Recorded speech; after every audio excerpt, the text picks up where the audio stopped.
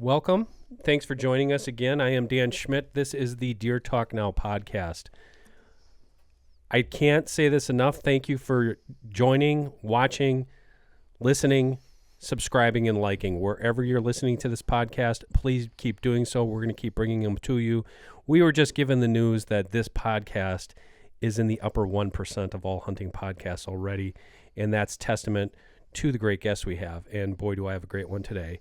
My friend, colleague, amigo, Steve Bartylla. Steve, thanks for joining us. My absolute pleasure, Dan. Always. You know, this is going to be for us like sitting at deer camp because this is what we do, and we love talking about all things deer hunting. Some of the things that we talk about probably more than anything else would be tactics, but today I want to take it a little bit different route. And let's talk about, because you and I have had some great discussions over the years about this, and it's many-pronged. It's landowner relations, neighbor relations, and our code of unwritten ethics as hunters, whether it's on private land that we own, lease, or have permission on. So the first thing I want to ask you, Steve, is as somebody who hunts... Now, I know you grew up like I did, hunting primarily public land, but you hunt, I would say, primarily private land now. What are some of the tactics that, I shouldn't even say tactics, what's the approach that you have, whether it's a land that you've been hunting for a long time or something new when it comes to neighbors? How do you deal with neighbors, good and bad? Well, for one thing, I think it starts just with an attitude.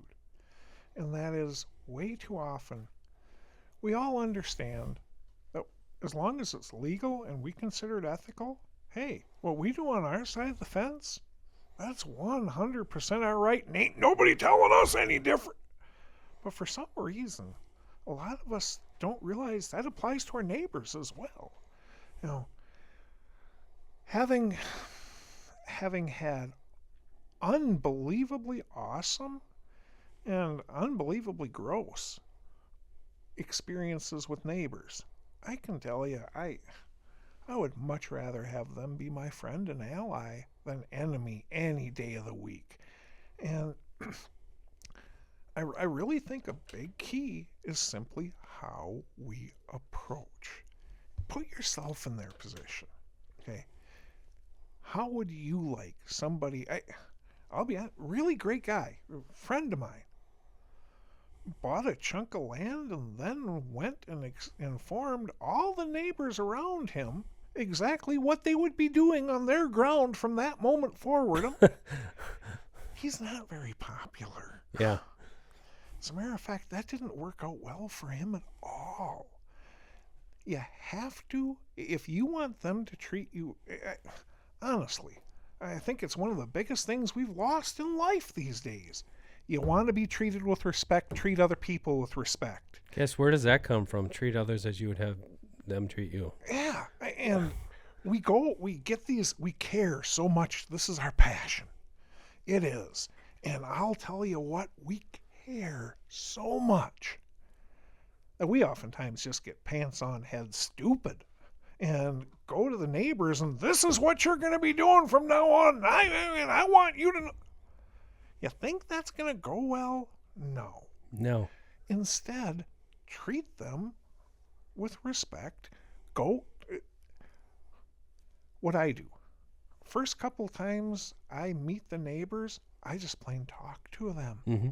I'm not asking for a dang thing. I'm not suggesting anything. Hey, I'm your neighbor. Just wanted to let you know. You guys need anything? Please don't hesitate to ask. I promise. I'll be there to help if I can. It's just a generally good conversation. And then talk to them like you would your mom. Don't tell them. I was wondering, you mind talking about our goals? Because as much as we can, I'm not going to tell you what to do, but as much as if we can find some overlap, geez, I sure would love to be able to us work together on achieving those goals rather than work against each other. Now, makes a big difference. It does make simply how you deal with people. It does make a difference. A couple things that you mentioned there that I think are worth expanding upon. Number one, like you said, what's the prototypical behavior when somebody either A, buys new land, leases a new chunk of ground, whatever, they're the new person who has control over it. They immediately go around and either plaster no trespassing signs up and down without even knowing who the neighbors are, or plastering QDM signs up and down. I've seen that before. And then going to the neighbors, like you said, with that cock of the walk attitude, like, well, we only killed 3.5-year-olds, so that's what we're going to be. Basically, you want to talk about confrontations. One thing that I've often told people, and I've experienced myself, was like what you said. I'm not talking hunting at all when I'm meeting the neighbors. Do they hunt? And I'll be facetious. Yeah, they'll say, "Do you hunt?" Well, a little bit, And then they find out that, yeah, you're really into it.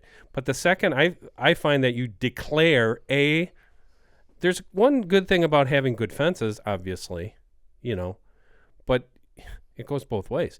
If you go out there and plaster no trespassing signs and now all of a sudden you've torqued the guy off before you even met him, guess what? That buck you jump or deer, whatever, jumps over the line and you want to go blood trail it and you haven't met that person, that is setting yourself up for some probably confrontation. Well, and you make a great point there, one that I learned the hard way. I do absolutely slather those lines with no trespassing. Mm-hmm. I mean, I make it obnoxious. And the whole reason is simply keep the honest people honest. Nothing more. If somebody is over here, I want to make dang sure that it's not a mistake. But what really helps a whole bunch is to have had a couple of conversations with the neighbors beforehand and proactively tell them, this is what I'm doing, this is why. You know what? If you guys shoot something and it goes to the other side, of course I'm going to let you come get it. Of course. All I ask is you call. Call me first. That's it. And you know what? If I or somebody else is in the area, may I ask you just hold off for a half hour or something. But that's it. Just call. I promise I will always let you come over. I'm just doing this to keep honest people honest. Nothing else. It has nothing to do with you. You take that approach and, oh, yeah, fine, no problem. And then they sit there and make a joke of it. You're the idiot who got all that time spent slathering signs onto trees. Hey, go ahead. I'm more than happy to be that idiot. Who I don't want to be is that jerk who went ahead and he thinks he owns this whole world and he's telling us all what to do and blah, blah, blah, which just simply by putting up the signs. Putting up the signs, basically, it's like I said, it's an old phrase. Good fences make good neighbors. And you can do that in a subtle enough way, especially when you've met the person before. And not that you're asking permission to post your line. You're just saying, I know where my line is. And this has nothing to do with you. It has nothing to do with you. This is my line. I bought this land. But the thing is, what I find more often than not, and obviously it has to do with money these days because hunting land is so expensive and people are very passionate about hunting. What I find most these days is it's probably what it is. It's probably the costs involved. There's that, well, I own 80 and you only own 15. Well, you know what? I still own 15, whatever it happens to be. And there's kind of like this jockeying for pecking order or something like that. You've got to put that aside. If you're going to have productive and amicable relationships with your neighbors, you've got to say, you got to be democratic here in the fact that, like, hey, he might only own 10, but guess what? He's going to hunt it. And there's not anything I can do about it. If I'm going to be a jerk about it, guess what? Now the guy's bringing his tractor out during deer season. I've seen them all. I've seen them all. He's going to let his ducks run wild. He's going to let his dogs run wild. Oh, by the way, his wife has a horse, and now she's going to start riding it Saturday afternoons. If you really start pushing that envelope, that's another thing where you have problems. It really, it's a balancing act. I mean, on the one hand, learned early in life, you let people walk all over you might as well put welcome on your back because it's gonna happen. Yeah. But on the same time, at the same token, you go out looking for trouble, you're gonna find it. You are. You're going to find it. Now, what? And here's something else as long as we're on this, though. I cannot tell you how many times I've heard, if only the neighbors fill in the blank. Yep. With all sorts of, many times it's, we're willing to pass up the bucks I did. If only the neighbors hunted smart like I do. If only they, I'm sorry, you're missing the forest through the trees. I don't want good hunting neighbors. I have no desire to be surrounded by good hunting neighbors in any way, shape, or form. I want those guys who will shoot anything that moves, don't have a clue what they're just out there having a blast, which we all should be doing, by the way, is having a blast. But you know what? I can work with those guys. Rather than sit there and complain up a storm about how they do this, they do that, use it to your advantage. Absolutely. They have absolutely every darn right to do any legal and ethical things they want on their side of the fence. Just like I have every right on my side of the fence to make that property as good as I possibly can make it. And if I can do that, and if I can, even on a 40, if I can set aside a 10, 15, 20 acre sanctuary, those sloppy hunting neighbors just became my best friends. Best friends, because guess what? Those big bucks that you're trying to hunt, they're coming to me. They're not coming to their bait piles during daylight. Oh, they're not standing their ATV pressure during whatever. Well, and you mentioned something in the very beginning. Grew up hunting public ground. Yeah, and I actually, though I spent half a season doing each. Now I'm down to about 25% of the season on public ground. Public ground taught me a really, really, really powerful lesson. And that is, if you can find that one spot that no one else goes, you're going to find all the stinking deer during daylight on that public ground, because that's where they are. Not all, exaggeration for emphasis, but the overwhelming majority are going to be there. And guess what they do inside those little pockets of 10, 15 acres that are undisturbed? They actually move during daylight within that pocket. Will they outside of it? Very, very rarely during daylight. But within that pocket, they move way more freer during daylight than they do outside. Why can't I do that with my property? Yeah. Why can't I make my property the public ground? With everybody around it absolutely pummeling the snot out of their properties. But guess what? I got 15 acres that I almost never step foot in. That has got great cover. That, draws deer like magnets. So now, the overwhelming majority of hunters end up seeing the same pattern play out over season for them. They take a week off. They go head to their hunting camp, or heck, if they're lucky enough to live on the property, or whatever. They take that week off during the rut for hunting. And the first day is almost always their very best day hunting. Second day is a little worse. Third day is a little worse. Fourth day is a little worse. Fifth day is a little worse. By the time you get to day 7, if you see a fawn, you're doing good. Why? Because you've went ahead and driven those deer off your ground. Instead, go ahead and try to set your property up so that there's large areas of the deer cover you don't have to hunt. You do that, and every day your hunting's actually getting better. And the way, I know this is a bit of a side jaunt, but the way you do it, before you make a single improvement, you go through that property, you scout it thoroughly, and you figure out what spots can I get to, hunt, and get out of consistently without getting busted. Okay, so I've got all those spots in a list now. Right?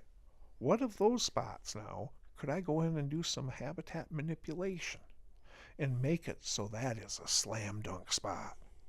As you do that now, but remember, you've picked your entrance route. Yep. You've picked the actual trees you will have stands in. And your exit route before you made a single improvement. Before you've touched it. Now you go ahead and make those, you build around that. And you make it so you have a high odds, low impact stand. And yeah, you're only hunting 10% of your deer cover. That's it. who cares? That 10% you're hunting is so much better than the parts that you're not. It's not even funny. You're not getting busted, and day after day, your deer numbers are getting better, not worse during season, because those sloppy hunting neighbors are doing all your work for you. Your sightings are getting better. That's one thing that you really helped emphasize for me was, above all, when I look at something, entry and exit. And, the stand sites, obviously that's the icing on the cake, but those entry and exits and those really stealthy entry points, because especially if you're hunting a small property, which I do on everything, you have some small food source. Okay, couple things. Number one, entry and exits. That's the first thing. Can I interrupt you? Just one. When you're hunting a small property, you have such a small margin for error that you can't mess up. It's so darn helpful if you can do these types of things. I mean, it makes a night and day difference to your quality of season. Right. It really does. Man.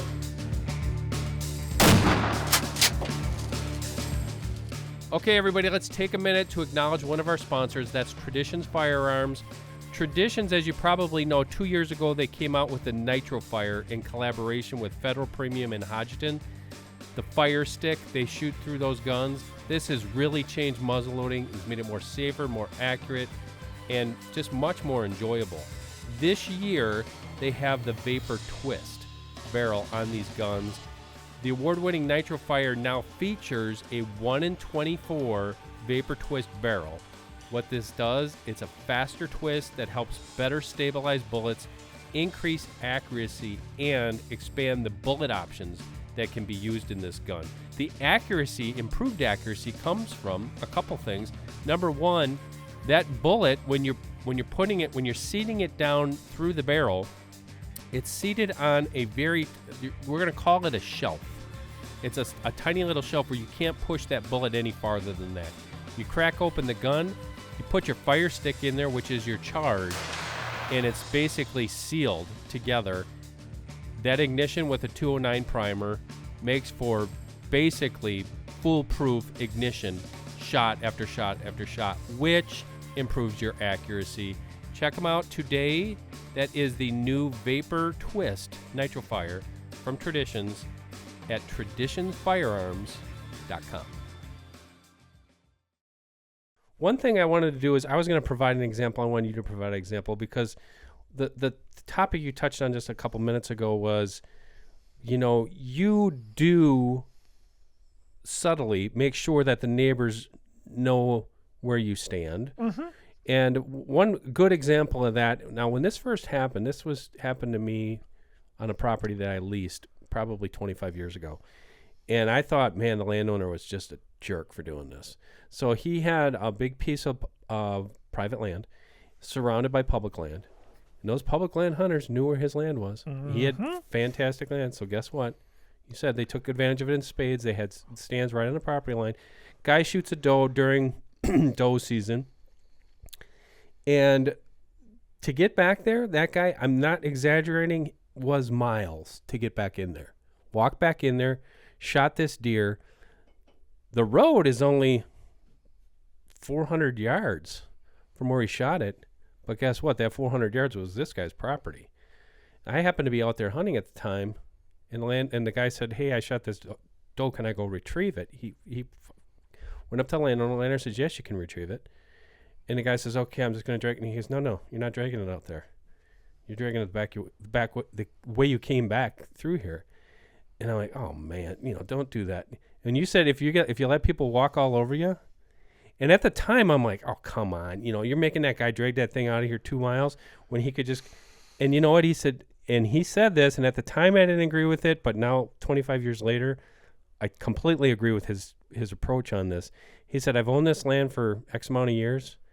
He said, "I've learned if I do that for one person, everybody's going to expect it, or they're just going to do it. And then I can't enjoy the land that I bought, that I pay taxes on." And today I look at it, I'm like, yeah, I see it. I see your point. I do see your point. I mean, there is going to be times where you have to pick and choose your spots, but at the same time, it's the same thing with knowing the property lines. I don't care if I'm the one hunting the private land or the public land.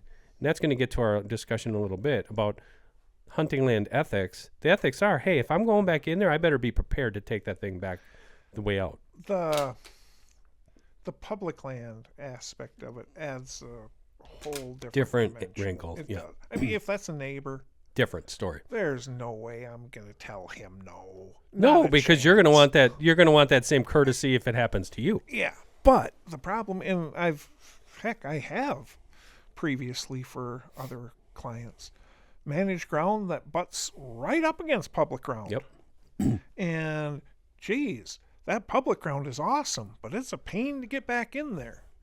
So, what's this picture of that guy walking across my... Oh, they're cutting across our ground to get back in there. Now, I actually have, over the years, worked out deals like that with neighbors.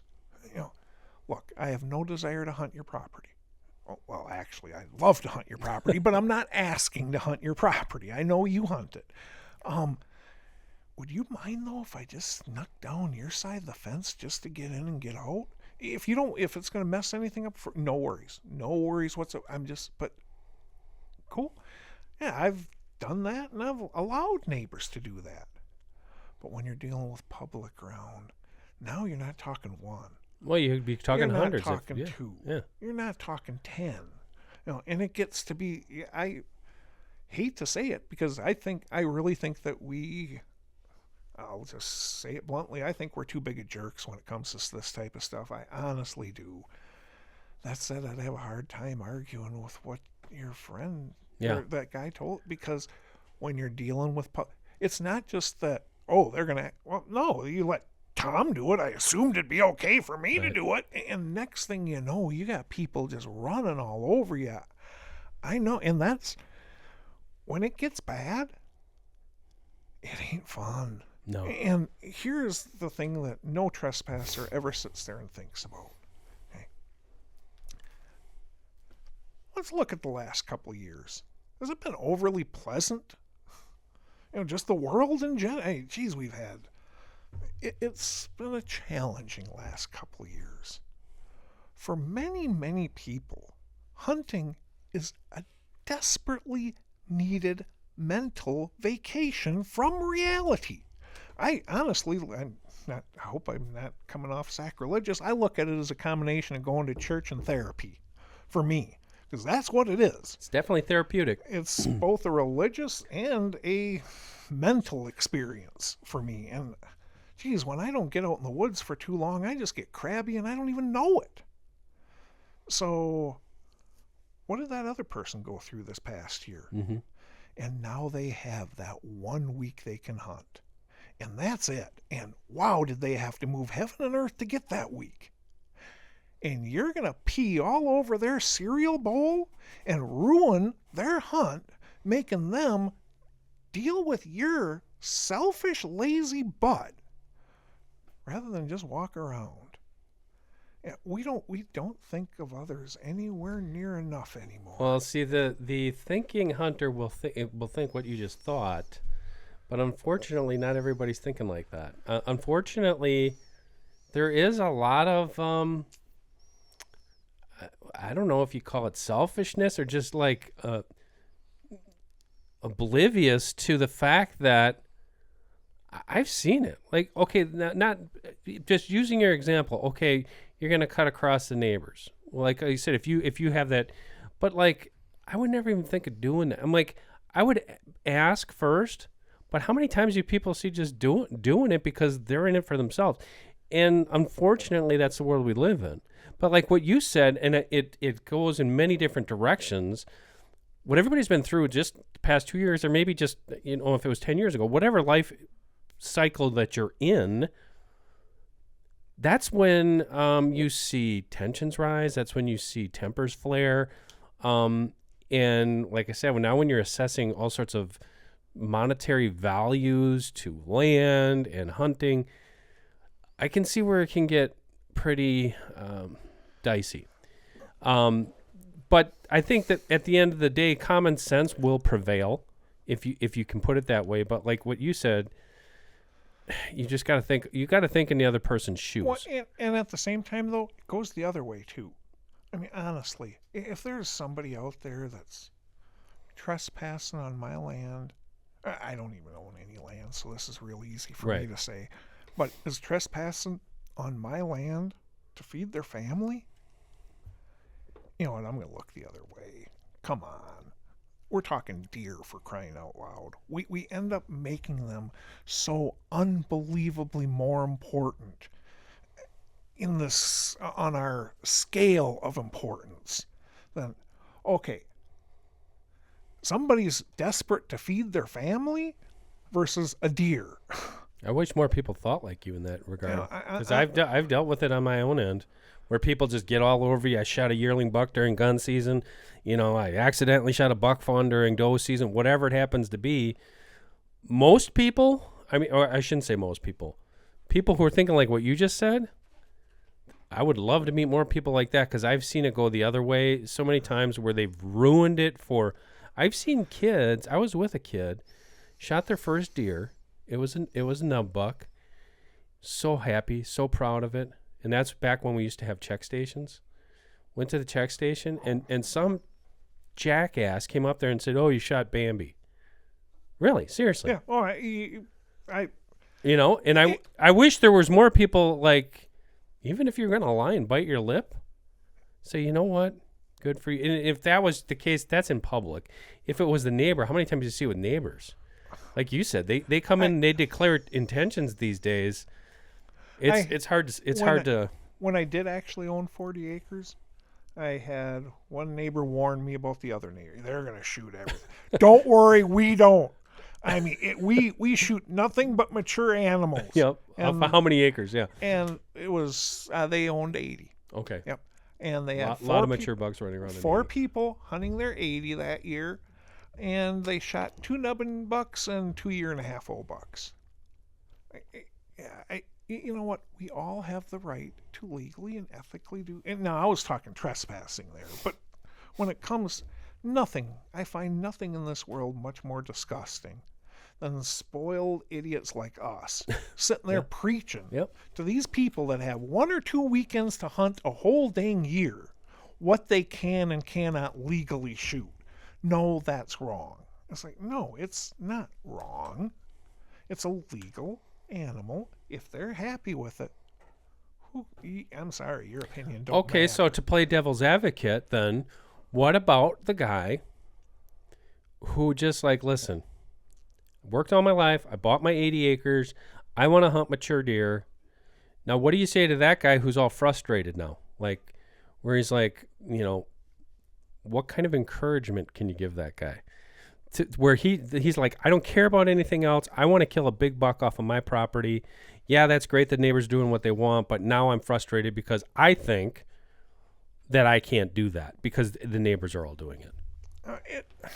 That's actually a real tough one, because maybe he can't or she can't. I have no. If you're buying a 40 or an 80 acres, unless it's in the right place, guess what? You probably ain't shooting mature bucks off of it every year. Thank you very much, because that's what I was hoping you would. I mean, that's where I was kind of going with this, because I've always said you have to realign. If you are having problems, or if you're in a state with a high hunter density, and a lot of us are, even in the South, you better realign those before you jump in with both feet, because we see that today with people who are first-time landowners who think they're watching Growing Big, they're watching deer and deer hunting, they're reading all these magazine articles on how to grow big deer, and I should plant these food plots, and I can finally do that. I've saved up, I got my land. Reality check is you can know who the landowners are before you do that. Almost any time that you go ahead and improve a property, the reality check is you're going to make it better. You are. But if you're talking a 40 in central Wisconsin, okay, forget it. You're talking 120 in central Wisconsin, surrounded by people that do not share the same goals you share. You ain't raising deer on 120 acres. It don't happen. You can get them to spend a disproportionate amount of time on that 120 acres. You can go ahead and attract a disproportionate amount of the area's more mature bucks to that area.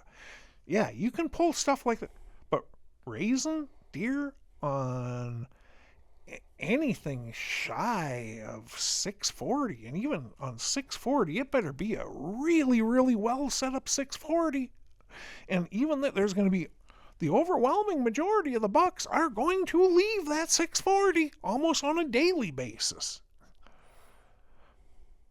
But on a 40 or an 80, all we can do is, if your 40 or 80 happens to be in the southeast corner of Iowa, oh man, you can play some games most likely if it happens to be in the right area in that southeast corner. You can play some serious games. Are you raising those deer? Heck no, you are not. But it don't matter, because there's plenty of them around for you to skim the cream off of. Now, you own 240 acres in northern Wisconsin, and I'm going to make this a trophy buck mecca. Good luck. Mm-hmm. Even with 240, you just don't have the number of mature deer up there. You're not going to raise a buck on 240 acres of land. You can help him, sure, but you're not raising him on that 240 acres. What you can do, though, is go ahead and just, especially you're talking big woods in northern woods, just stockpile the food. Right. I mean, just at obscene levels, and attract the one of my favorite places in this world to hunt is actually, I think it would technically barely make it into northern Alberta. Okay, it's where all the egg ends, and it is nothing but big woods. And the entire unit that I hunted up there, well, there was 2 different units I hunted up there. One entire unit, there was 4 fields in the whole unit, and that was it. I'll tell you what, as soon as those leaves start dropping, those few alfalfa fields up there, just unbelievable. I mean, it's just ridiculous. Now, are they raising those? No. What they're doing is they're attracting them there for the food. You can do stuff like that. You can. But if the biggest buck in that entire area is 140 inches, you ain't shooting a 160. Right. It ain't happening. So the take home there is you have to do that research beforehand. And what I see is people fall into it's year after year after year. They fall into this trap where it's like they go out, they get a new lease, they buy a new piece of property, and then somehow think, I'm going to be the one who cracks this code. I'm going to be the one who, damn the torpedoes. I don't have to worry about the neighbors. And it doesn't work that way. The only time it simply doesn't work that way. You don't have to worry about the neighbors is if you put a high fence around your property, 100%. and I don't believe it's legal. No, not here anyways. Okay, so let's go into a little bit more on what I call hunting land ethics. We talked a bunch of it there, but specifically, I know it's different in different areas, different properties, but from your experience, is there an unwritten rule on how far a tree stand should be off a property line, how far off a tree stand you should have your food plots, or how you're exiting and entering your land in relation to what might be going on around you? Hate to be crude, Dan, but we all have 2 things: opinions and rectums. I can give you my opinion, but it ain't worth us. It's worth a lot. It's not worth a plug nickel more than anybody at home. It isn't, but like somebody might be asking that question. Innocently, I bought 20 acres, and the best part of it is right on the property line, and I'm going to, well, by God, that oak tree is on my side of the line. I'm going to put a stand there. And as long as it's on their side of the line, it's legal. It's no. Here's 100% legal. 100% legal. I'm not talking about legal or not, but you've dealt with the problems. Oh God, yes. You still deal with the problems. Oh God, yes. But at the same time, I don't think I have the right to give anybody else any.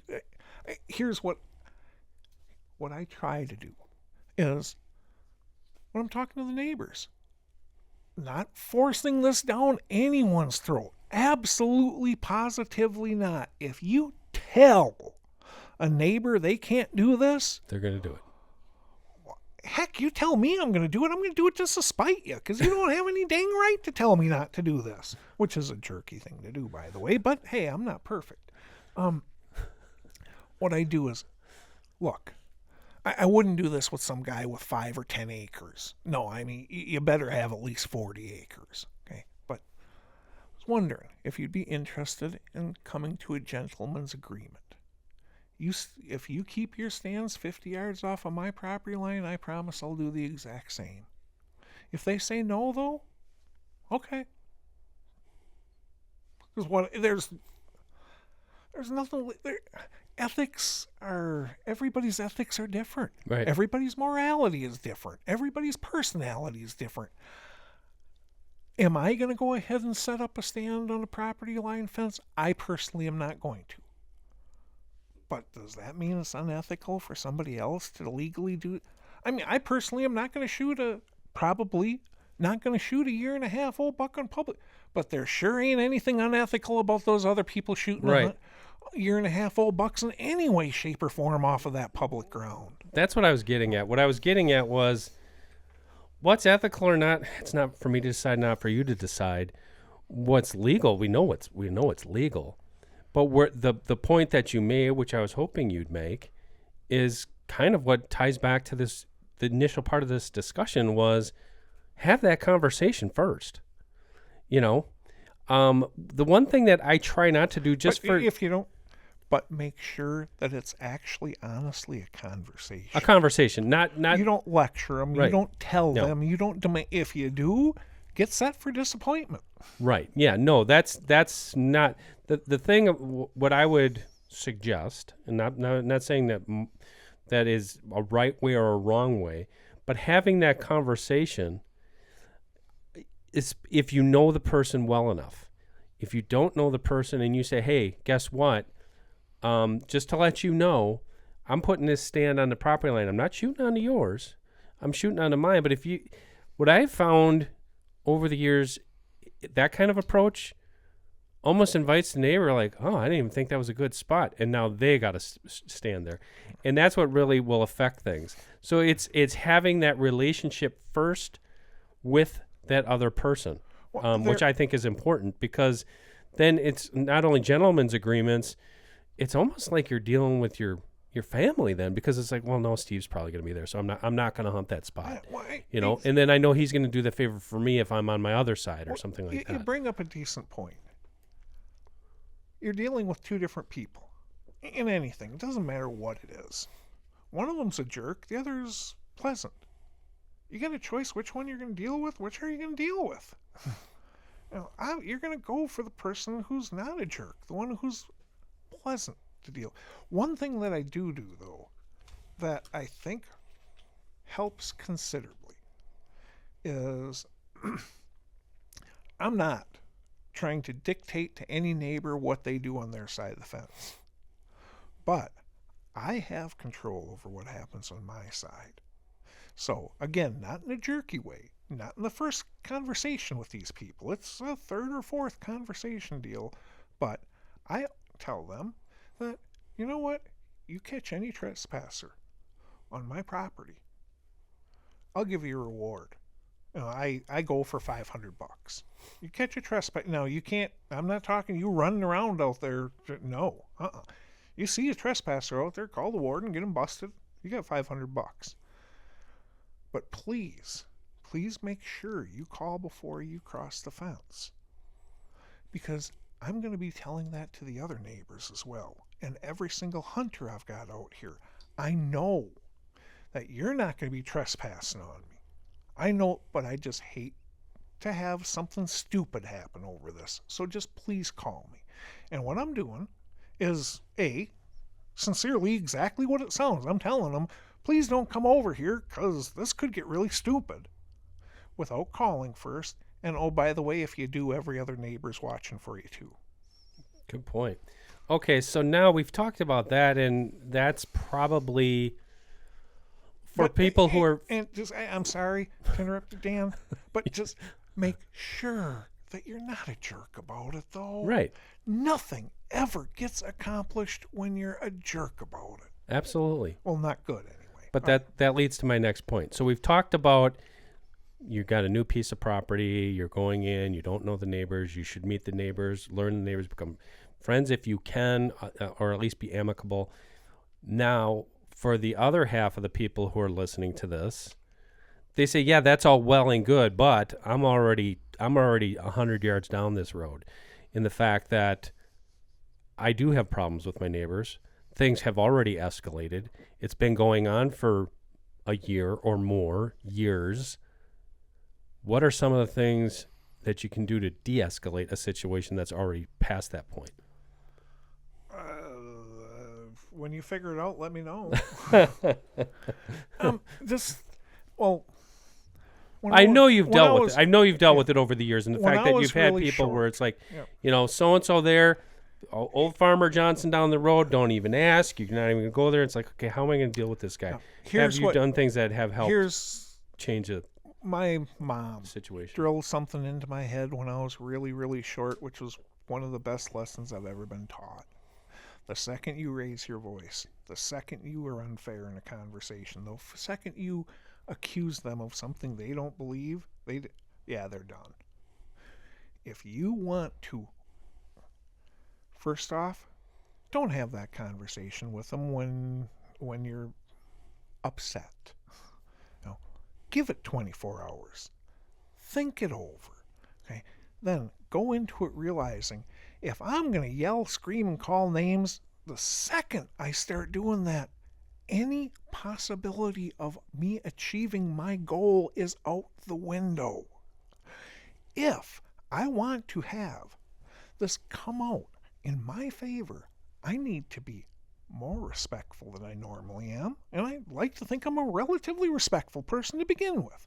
I need to be more fair than I normally am, and I like to think I'm a relatively fair person to begin with, and I need to remain calm at all times, because the second you do any of those things, fight or flight kicks in and it's done. Right. Yeah, you're right. Well, that's some good insights, Steve. I think we're going to cut it off there. Hunting land ethics, landowner ethics, neighbor ethics, and situations. It's something that people have to learn on the fly and hopefully can have some peace and harmony. And if I can throw in one last comment here, and that is, why are we doing this stuff? To have fun. Exactly. Mm-hmm. This stuff is supposed to be fun. It's supposed to be fun. But yet, at the same time, we take it, some of us, take this so seriously, and we get so wrapped up in our passion. Focus on what you can control and ignore the rest, or it will drive you insane. Remember to have fun. That's the point of this stuff. Don't let this junk eat. I hate to swear, they're only deer. Okay? I like and respect deer more than I like and respect most people in this earth, but they're still only deer. Okay, we need to keep a little bit of perspective in this stuff, because when we care so much, it's real easy to get pants on head stupid about this kind of stuff. Amen, and I'm not going to add to that. For Steve Bartylla, I am Dan Schmidt. Thank you for joining us. Remember, download, like, and subscribe this podcast, whether it's audio or video, and you're going to get them delivered to your mailbox, to your social media platforms, wherever you're watching this or listening to it every week. Thanks for joining us. deeranddeerhunting.com. For Steve Bartylla, I'm Dan Schmidt. We will catch you next time.